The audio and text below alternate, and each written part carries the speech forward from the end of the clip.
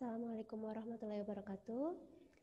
Saya Yuli Purwati, dosen Universitas Amikom Purwokerto. Kali ini saya akan sharing tentang materi konsep dasar basis data atau database fundamental. Sebelum kita ke materi, saya akan sampaikan dulu capaian pembelajaran apa yang ingin didapatkan pada materi kali ini.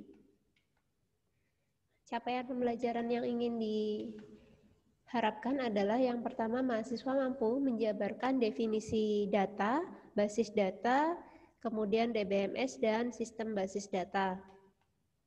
Kemudian yang kedua, harapannya mahasiswa mampu mendefinisikan contoh pemanfaatan sistem basis data dalam kehidupan nyata. Kalau bicara tentang basis data, maka kata pertama yang harus kita pahami adalah apa itu data. Data adalah fakta yang dapat dicatat dan disimpan. Nah, fakta apa yang bisa dicatat dan disimpan bisa berupa objek atau kejadian. Jadi fakta tentang objek atau kejadian yang bisa dicatat dan disimpan. Misalkan kita bicara tentang sistem informasi akademik, maka objek apa yang ada dalam akademik? Yang pertama bisa dosen, kemudian mahasiswa, kemudian mata kuliah. Itu contoh objek yang ada dalam kampus atau akademik ya. Kemudian kejadiannya bisa dalam bentuk perkuliahan, kemudian presensi atau KRS. Itu contoh kejadian fakta. Fakta yang bisa diambil apa? Misalkan mahasiswa, fakta apa yang bisa dicatat dan disimpan dari objek mahasiswa? Yang pertama bisa dalam bentuk nama, kemudian NPM, kemudian alamat dan foto. Kemudian perkuliahan, fakta yang bisa disimpan dan dicatat dari perkuliahan yang pertama adalah waktunya, bisa tanggal dan jam. Kemudian siapa mahasiswa yang mengikuti perkuliahan yang dicatat adalah NPM-nya. Kemudian dosen yang mengajar siapa, diwakili dengan NIDN. Kemudian mata kuliahnya apa yang diajarkan atau diwakilkan dengan kode MK atau kode mata kuliah. Kalau misalkan bicara tentang perbankan, maka objeknya bisa dalam bentuk nasabah, kejadiannya bisa dalam bentuk tabungan, kemudian transfer, dan lain-lain ya. Kalau misalkan bicara tentang rumah sakit, sistem informasi rumah sakit, maka objeknya, fakta yang bisa kita ambil adalah dari objek pasien, dokter, obat, kemudian kejadiannya bisa pendaftaran, rawat inap, dan lain-lain. Itu contoh gambaran dari fakta, yaitu representasi dari objek dan kejadian dari dunia nyata. Lalu data apa saja yang bisa disimpan? Formatnya itu bisa dalam bentuk teks, kemudian angka, gambar, suara, video, atau peta lokasi. Itu yang bisa kita simpan. Misalkan jenis data yang kita simpan di database adalah teks dan angka, maka bisa kita katakan jenisnya adalah tradisional database. Kemudian kalau bentuknya dalam bentuk gambar, suara, atau video, maka bisa disebut sebagai multimedia database.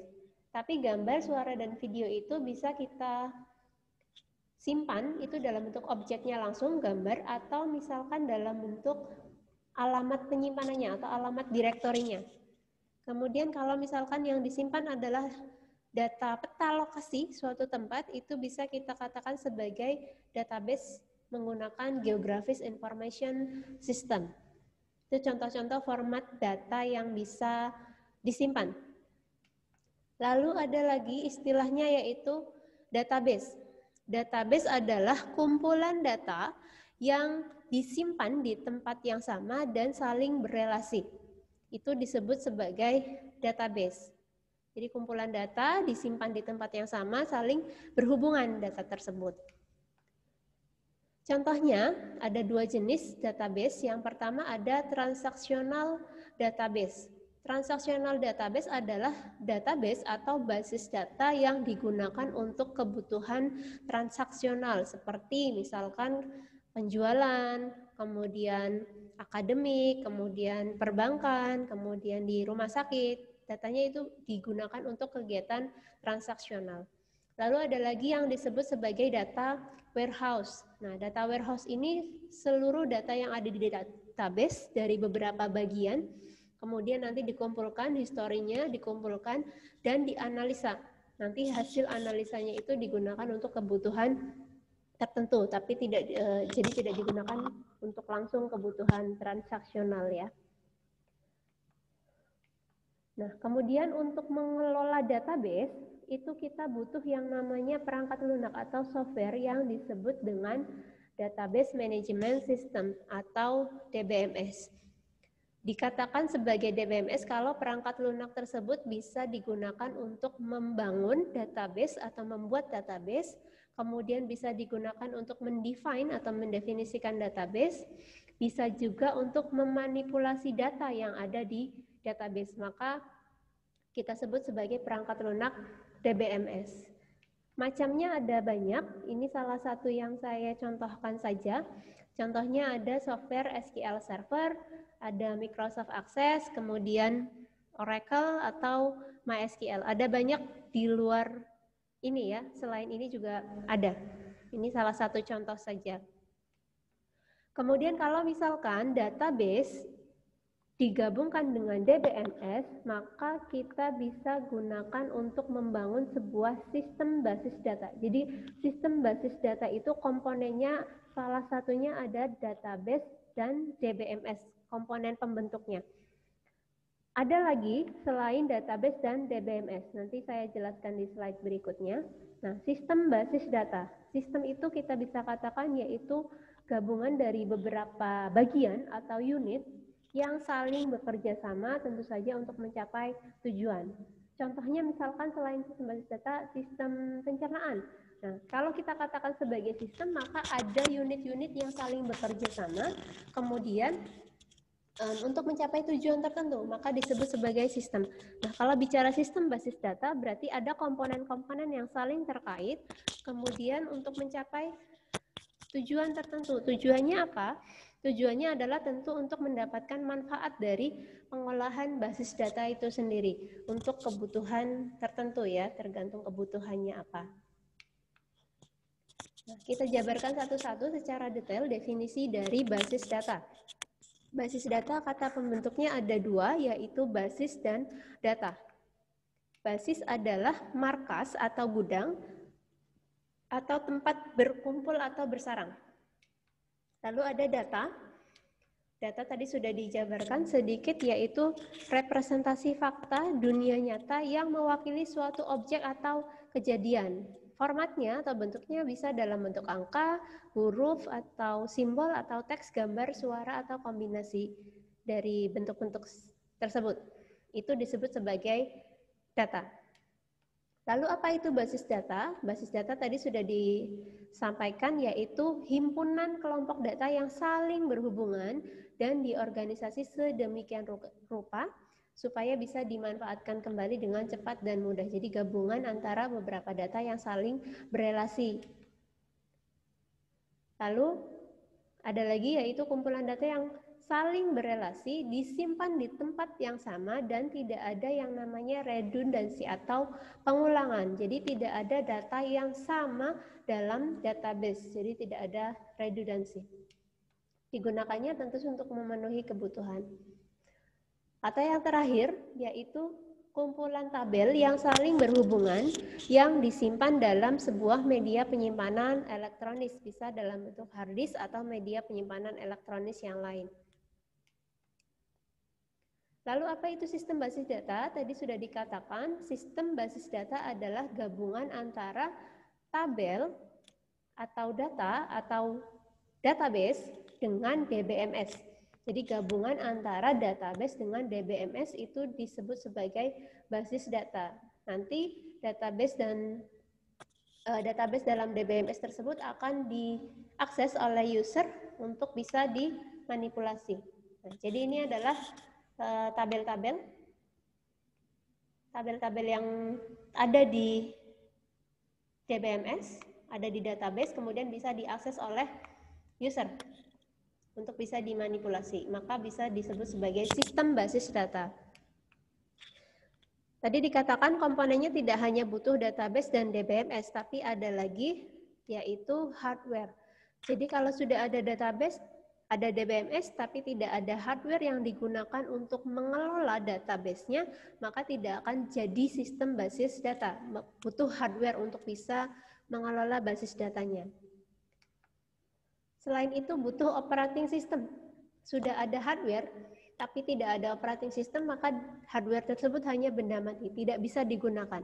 Jadi hardware atau perangkat keras, perangkat komputer, bisa beroperasi kalau ada operating system. Maka butuh operating system baru bisa membentuk sebuah sistem basis data. Lalu ada lagi user. Misalkan database-nya sudah ada, DBMS-nya sudah ada, hardware dan operating system-nya juga sudah ada, tapi tidak ada orang yang mengelola atau yang memanipulasi data di database, ya juga tidak akan jadi sistem basis data. Tidak akan bisa jalan. Jadi butuh yang namanya user atau pengguna. Yang terakhir ada software atau aplikasi lain. Ini sifatnya adalah opsional, tergantung user siapa yang menggunakan. Misalkan usernya adalah saya sebagai dosen, saya ingin menginputkan nilai mahasiswa ke database akademiknya Amikom Purwokerto. Maka saya butuh aplikasi yang bisa digunakan untuk menginputkan data ke database-nya. Karena saya sebagai pengguna akhir. Tapi kalau misalkan saya sebagai database administrator, saya tidak perlu aplikasi, saya bisa langsung masuk ke database, kemudian saya bisa melakukan manipulasi data di DBMS-nya, di database-nya melalui DBMS. Nah, tergantung, jadi aplikasi lain ini dibutuhkan tergantung siapa yang nantinya akan menggunakan. Kalau misalkan di penjualan, kasir gitu ya, kasir ingin memasukkan data penjualan, maka dia butuh aplikasi penjualan untuk bisa memasukkan data ke database.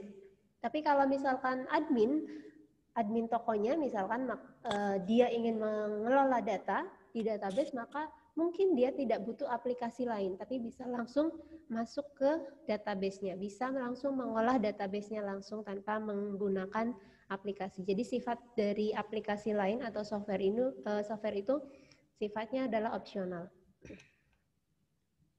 Lalu keuntungan apa? Tadi tujuan adanya sistem basis data adalah tentu untuk mendapatkan manfaat atau keuntungan dari basis data.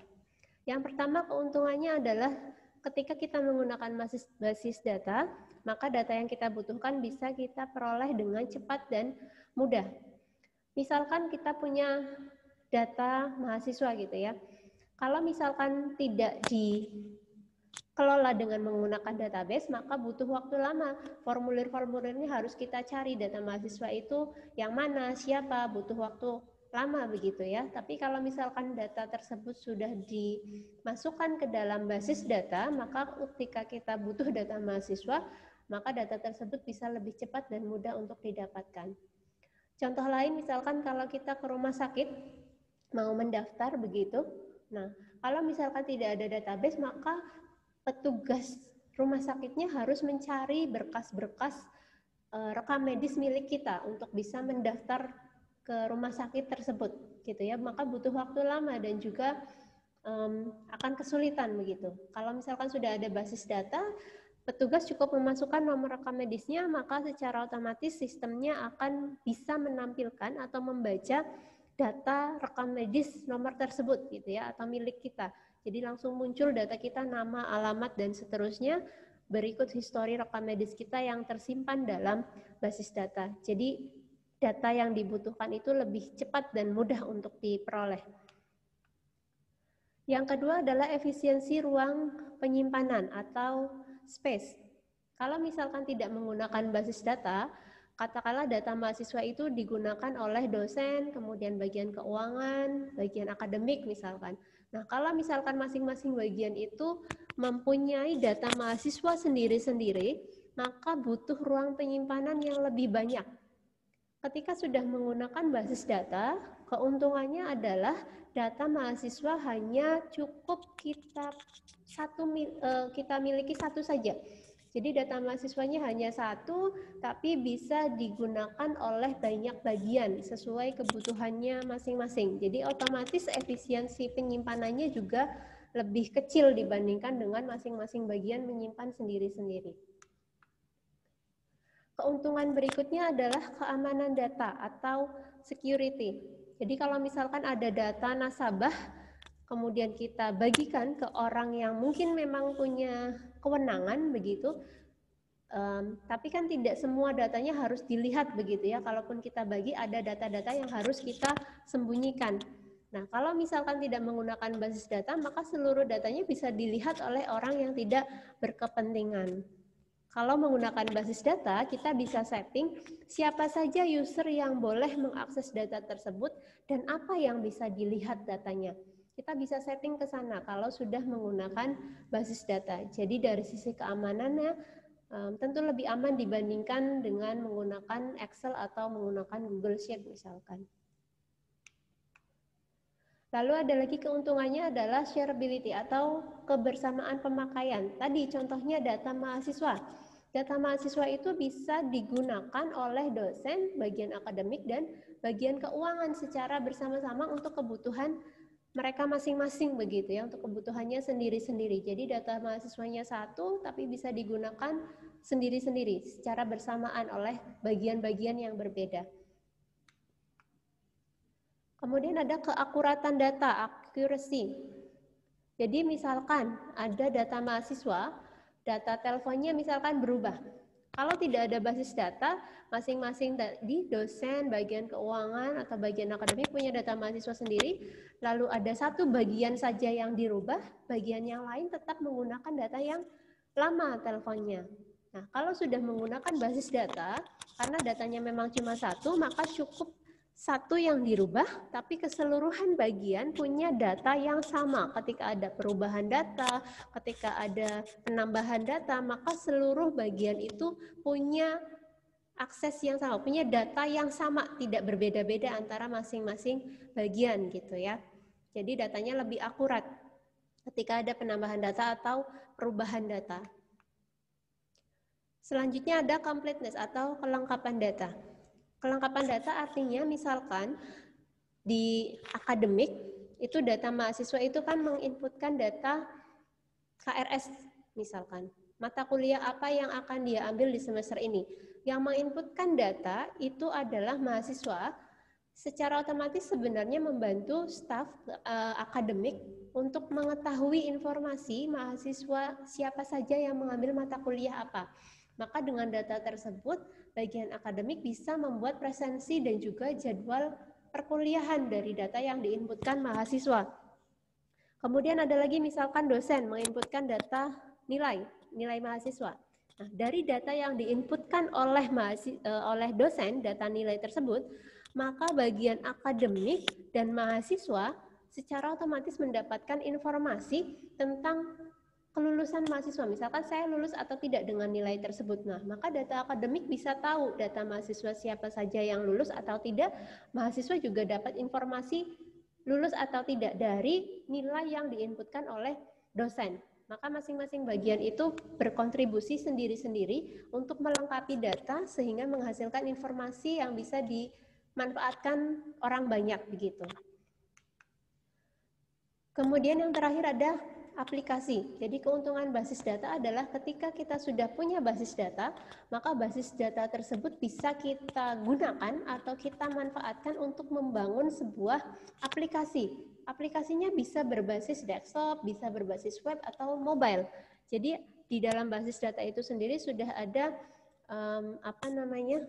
sudah ada fasilitas atau fitur supaya bisa dimanfaatkan di belakang aplikasi yang nantinya akan digunakan oleh end user. Lalu operasi dasar basis data apa saja yang bisa kita gunakan? Ini adalah operasi dasarnya.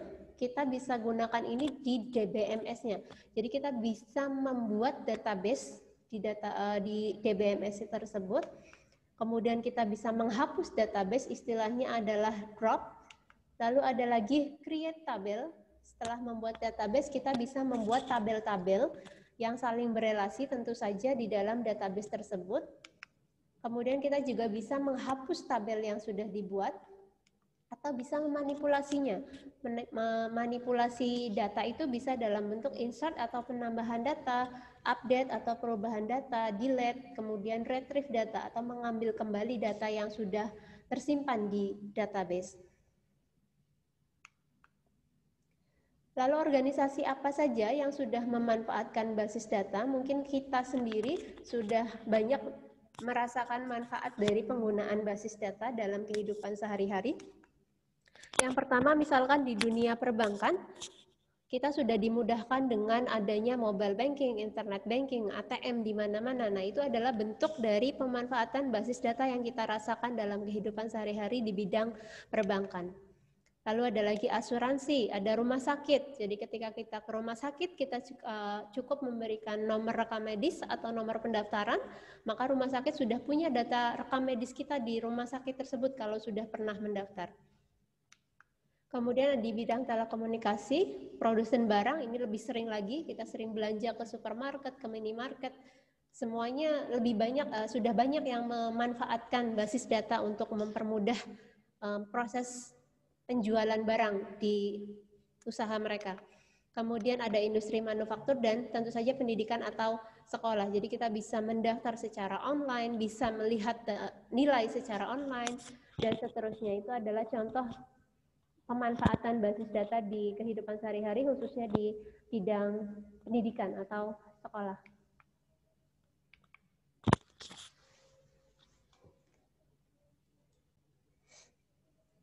Kalau bisa saya simpulkan, saya review lagi materi yang sudah saya sampaikan tadi.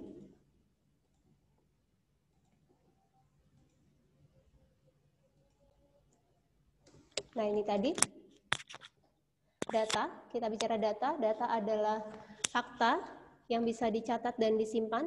Kemudian faktanya bisa dalam bentuk objek atau kejadian. Data itu bisa disimpan dalam format teks, angka, gambar, suara, video, atau peta lokasi. Kemudian ada database, yaitu kumpulan dari data yang disimpan di tempat yang sama dan saling berelasi. Kemudian ada DBMS, yaitu perangkat lunak yang digunakan untuk mengelola basis data atau database. Kemudian gabungan dari DBMS dan database itu kita bisa sebut sebagai sistem basis data. Komponen lainnya ada hardware, operating system, kemudian user, dan juga aplikasi lain untuk bisa membentuk sebuah sistem basis data. Nah, tujuan dari sistem basis data adalah tentu untuk mendapatkan manfaat dari basis data yang nantinya bisa kita gunakan untuk kebutuhan tertentu ya, yang bisa memanfaatkan basis data yang kita buat. Nah, mungkin sampai di sini materi yang bisa saya sampaikan tentang konsep dasar basis data. Selanjutnya nanti kita akan belajar bagaimana merancang sebuah basis data menggunakan tools Entity Relationship Diagram. Baik, terima kasih. Semoga apa yang saya sampaikan bisa bermanfaat. Saya akhiri. Wassalamualaikum warahmatullahi wabarakatuh.